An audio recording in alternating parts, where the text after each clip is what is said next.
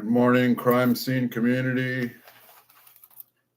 I'm finished reading out The Secret Lost File of Scientology and Charlie Manson. It's called Scientology's Secret Manson File.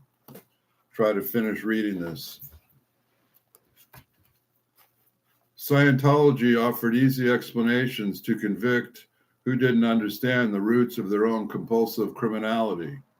Like Sigmund Freud before him, Hubbard maintained that everything, including a criminal streak, was really mommy's fault. In his 1951 tract, Science of Survival, Hubbard wrote that the billions of Americans spend yearly on institutions of the insane and jails of criminals are spent primarily because of attempted abortions done by some sex-blocked mother whose children are a curse, not a blessing from God. In Dianetics, other material causes for crime are suggested. Hubbard argues that if a brutal husband were to beat his wife while she was pregnant and she kept screaming, "Take that," and he hit her, she will give birth to a child already programmed to be a thief. Such theories might well have struck a chord with Manson, the unwanted and rejected child of a teenage mother.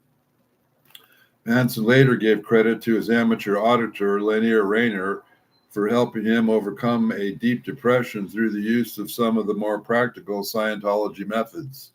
However, like many others who have been a captive audience of the Scientology hard sell, Manson soon found Rayner's aggressive recruiting to be an annoyance.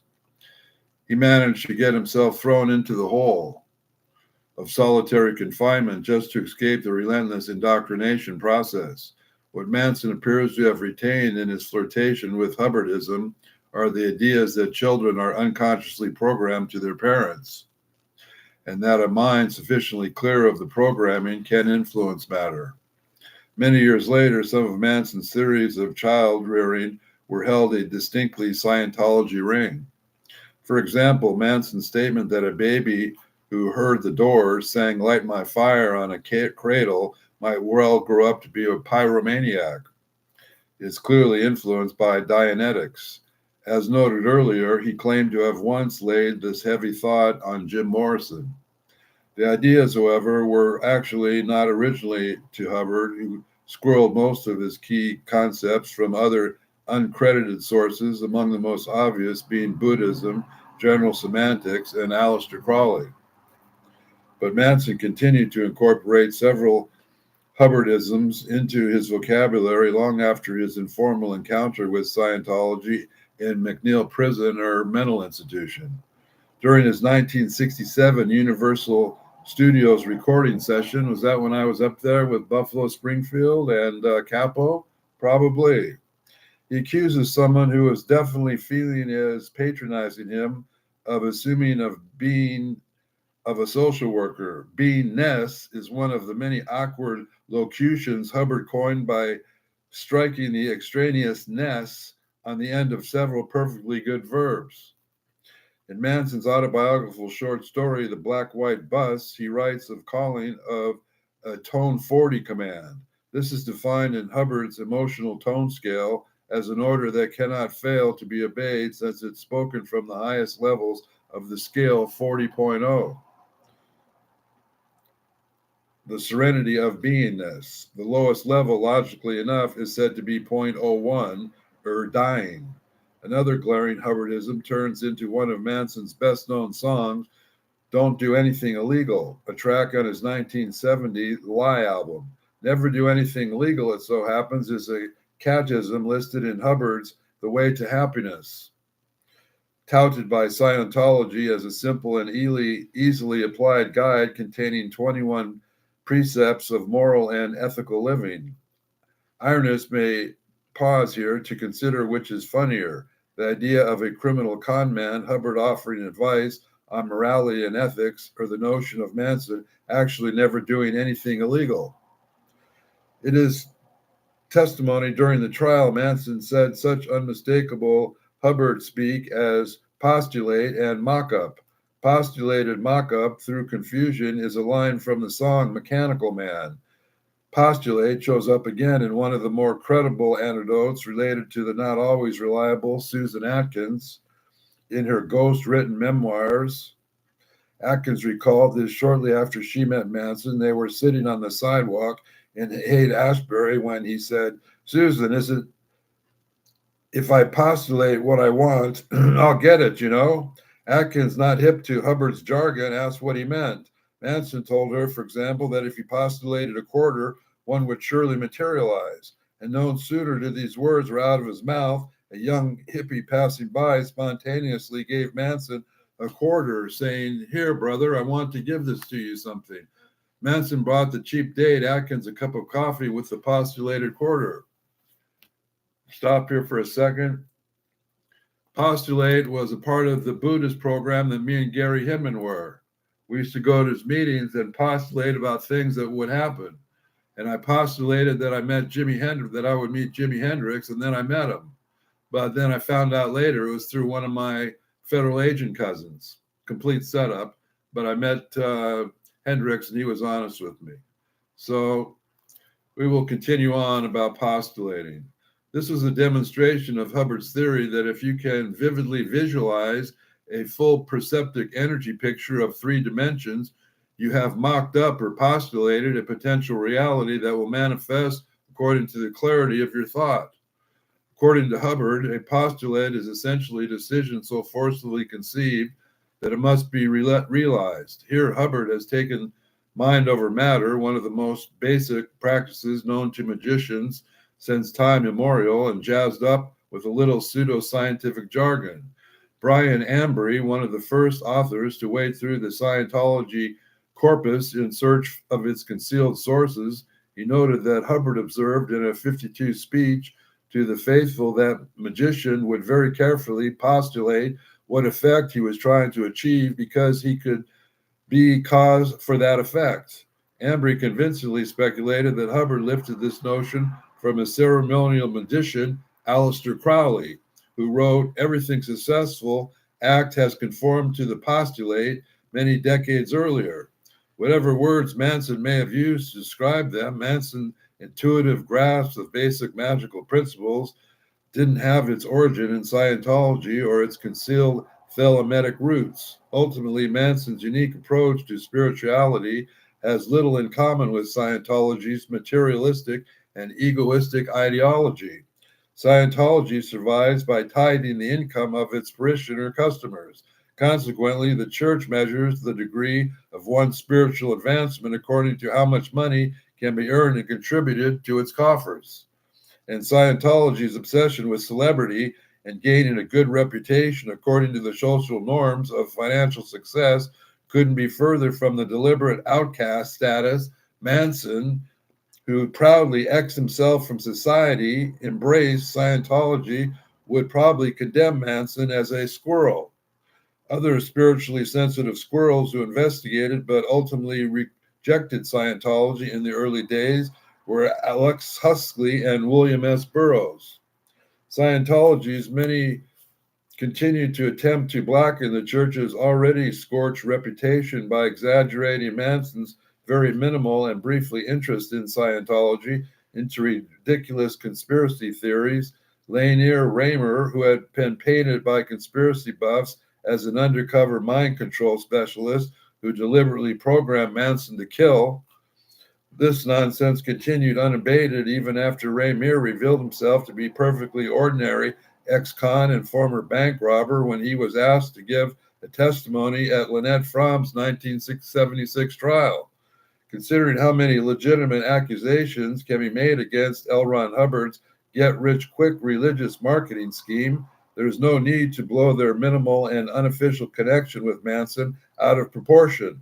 Scientology has more than enough trouble on its own living down the public relations fiasco ignited by its indisputable real connections with such unstable personalities as Tom Cruise. Well, I know Tom, he's not that unstable. Still, a few mysterious remain. In 1968, we know that Manson was, this is where I'm going to end up disagreeing most with Schreck and anywhere in this book, but we'll just keep going. Still, a few mysteries remain. In 1968, we know that Manson was sufficiently interested in Scientology to have sent his close associate, Bruce Davis, to church headquarters in England. The true purpose of this mission remains obscure to this day, and dogged rumors continue to relate the unsolved November '69 murders of hippie Scientology Doreen Gall, 19, and James Sharp, 15, in Los Angeles to the Manson Circle. The most commonly repeated tale is that the Gall and Sharp, before they joined Scientology, were on the fringes of the group living at the Spahn Ranch, or that Bruce Davis lived with them in a Scientology-operated dormitory.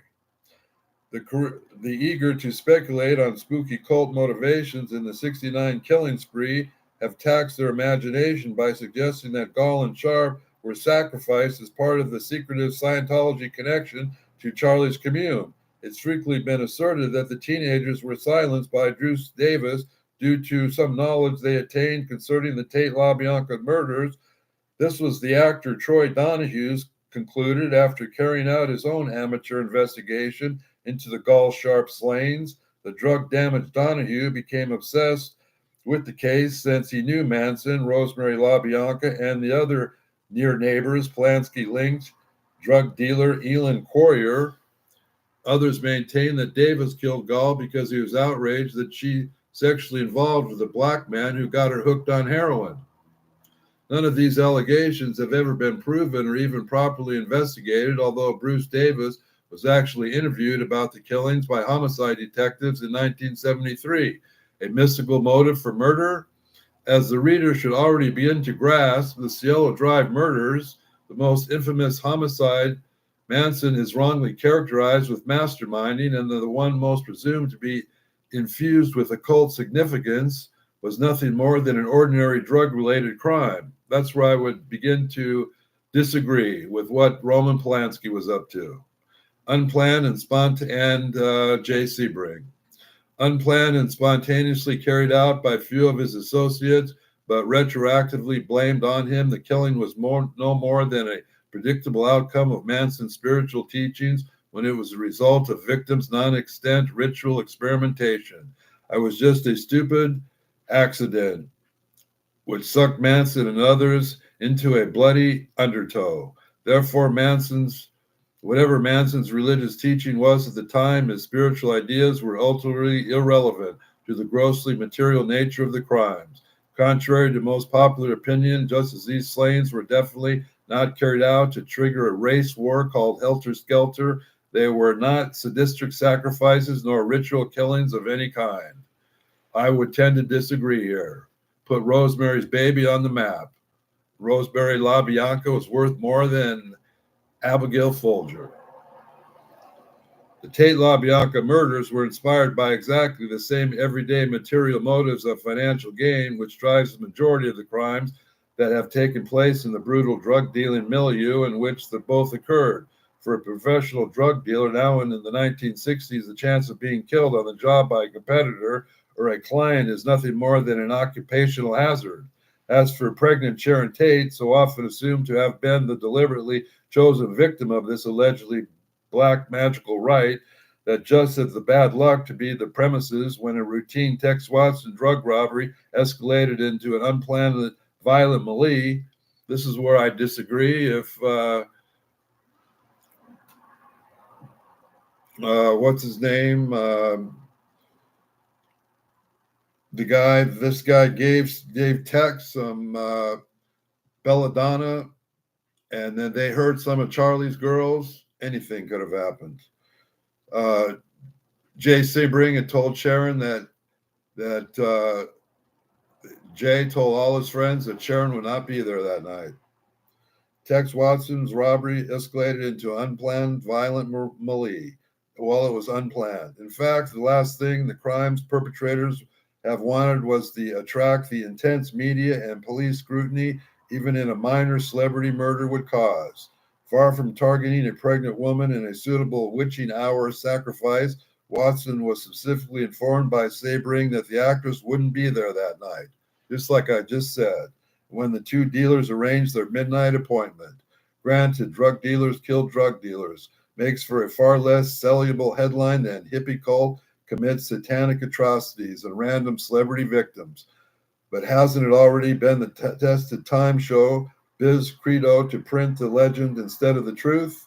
to project holy imagery, occult fantasies, or elaborate conspiracy theories into those killing to be guilty of romanticizing and thereby dignifying there is nothing more than a squalid series of drug-dealing casualties. Those who perpetrate the particular myth not only do a disservice to the memory of the victims by distorting the real reasons they died into what equates to a modern fairy tale. This also unwittingly helped to glorify cold-blooded butchers like Charles Texan Watson, investigated in him with a larger-than-life supernatural mystique his pretty motives don't deserve. This is where I would disagree. Danny DiCarlo gave him belladonna. If those guys hurt Charlie's girls in any way, there would be retribution. That's why Capo said these are justified murders. You don't torture Charlie's girls, man. Ironically, the so-called Manson murders would have unfolded exactly as they did, even if Tex Watson, Patricia Krenwinkel, Susan Atkins, Leslie Van Houten, Bobby Beausoleil, Bruce Davis, and Steve Grogan had never committed the mystical musings of their former friends, Charles Manson. If these young men and women had professed to be Rastafarians, Seventh-day Adventists, Hare Krishnas, Raelians, or even committed atheists, on August of '69, the same ugly results would have ensued. The same people would have ended up dead. This is where I totally disagree. You know how many levels of security are on this thing? They made this thing a national security. They said uranium was on Spawn Ranch, so we got to blow it up. They said under Cielo Drive, there was a list of 60 Cuban exile people, plus a list of missing missile programs. So national security level now, what level are we at now? NSA, CIA, FBI, or who Reeve Whitson was?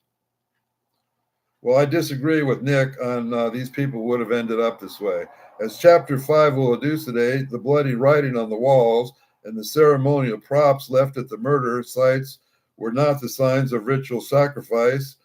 So many have preferred to see them. Rather, these false clues were left to deliberately disguise the true complex character of the crimes with revolutionary trappings which the perpetrators hoped would continue to confuse the police. So all this is true. We know that it was staged afterwards.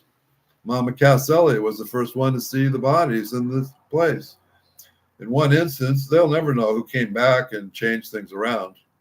In one instance, this presumably witchy stage dressing was contrived to specifically frame another rival drug dealer connected to Cielo Drive, thanks to what amounts to a curious collaboration between the attorneys for both defense and prosecution, along with the media and the murderers in a mutually beneficial cover-up. The public has been deceived by this camouflage ever since. That's true. Although ample evidence to the contrary was available at the outset of the investigation, it's still commonly assumed that 9 victims were executed in order to fill some cloudy cosmic prophecy unique to the weird apocalypse doctrine of the Manson family. In light of the facts, this faulty hypothesis is off the mark, as it would be to describe the routine hits carried out by the mafia as Roman Catholic religious rituals executed by an Italian death cult inspired by their devotion to the Pope. Yeah, that's called La Muerta. No matter how seemingly outlandish the spiritual beliefs of any given criminal may appear to be conventional standards, it would be foolish to jump to the conclusion that these beliefs must have been motivated by the specific crime that the person has committed. In the case of Watkins, Krenwinkel, Atkins, Howden, Beausoleil, and Davis and Grogan, which the only person I didn't meet in that whole group is Steve Grogan, common sense criminology procedure can easily establish perfectly conventional motives, and these motives have nothing to do with the absurd mystery mongering advanced by conspiracy theorists, occult enthusiasts, and Christian witch hunters alike. Unless the crucial point above was understood, our attempt to shed light on the Manson misunderstood metaphysical thought will be buried by misleading prejudices and are sure to prevent any deeper comprehension. Well, Nick, prejudices have to do with the Church of Satan and Zena and her father, Anton LaVey, who worked for Aleister Crowley. You see how many points we can connect here? So, Nick, you're wrong on those points. Anton LaVey tortured Susan Atkins, period. Whatever you make of Manson's initiatory outlook, in an in-depth examination of its actual content will show that it's never was the death obsession justification for murder it routinely presented as. With that in mind, let's say the rest of the media made scarecrow of Manson, the satanic Scientologists. Yeah, I like that. That's what they put on Charlie, the satanic Scientologists. And traded in for a more accurate model, Manson, the shamanistic ecologist. Well, I think he was both. The fake Scientologist, because he really didn't have the complete training. You're not allowed to have that kind of training unless you pay through your butt. And then the Christian version, yeah, he was basically a musician with a bunch of beautiful women, and everybody wanted his music and his women. Who didn't have his women? Elvis Presley, the Presley handlers. I'm going to end the stream here now, and if you like and think there's any truth coming out of me at all, please like and subscribe.